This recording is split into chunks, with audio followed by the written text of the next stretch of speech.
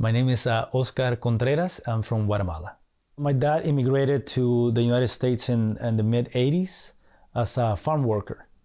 And at that time, there was an amnesty in 1986. He applied for his family.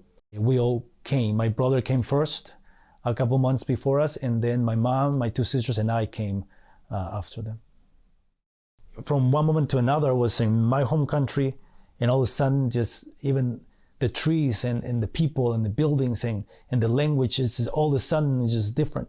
And it was not what we were expecting. I was expecting a lot of lights and a lot of buildings. That's what I thought United States was. It was Culpeper County. My dad worked in Madison County, which is a lot of farms.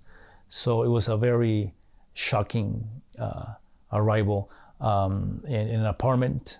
Back then, I thought I lost a lot. For a long, long time, I always thought about what if I would have stayed, how my life would have been. And once I settled down, then I saw more of what I've gained from moving here. My parents put me in school, in middle school. My sister and I were the only Latinos or Spanish speaking in the whole school system there. I was able to go to college. And so I ended up working with social services in Culpeper, and I learned so many things to work with the Latino community. I graduated from community college. My first choice was VCU. I wanted to study photography. But before coming to Richmond, I needed a job, and I had the experience of working with the community. So I applied for the City of Richmond's Hispanic Liaison Office at that time. And that's how slowly I kind of really fell in love with helping my community.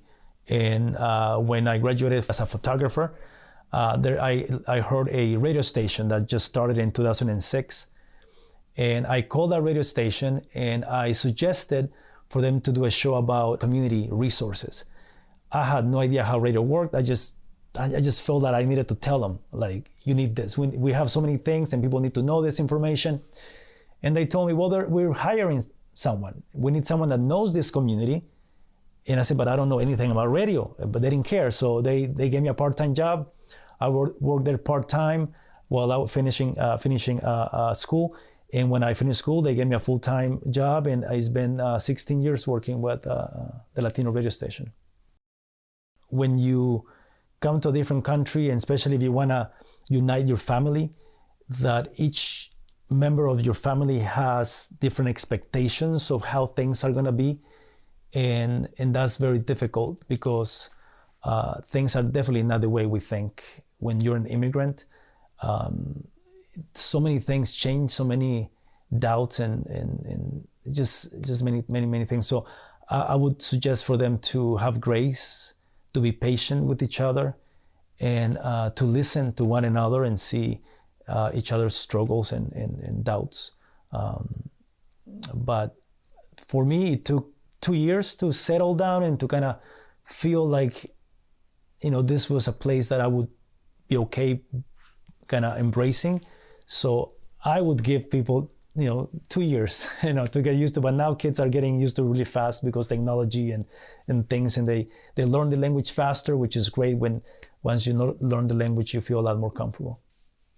When I see someone that immigrated for the first time, I feel the need to tell them my story, a little bit of my story, and tell them some of the difficulties that they might see, like the loneliness and things like that, because sometimes we don't realize that that's a thing that's going to hurt us. They miss their family and they say, my goal is to bring my family to the United States. And I say, that's great. If you can do that, do it.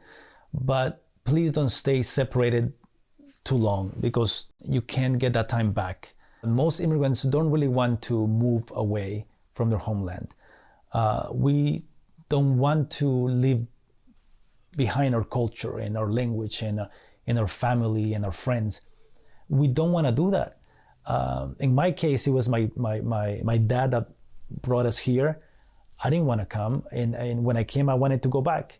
And you might say, well, go back then. But then you establish a life, you establish friendships again. And so it's difficult to split yourself, It's been a gift being an immigrant. You have a different perspective of how life is. And so it's just a great opportunity to share my experiences. To, I don't know, it just helps you see the world differently. It does, being an immigrant. So when I first came, it was really upsetting and frustrating and just sad.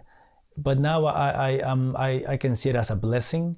And as a Christian, I know that I am an immigrant as a Christian, that this is not, I'm not from this world, as the Bible tells me.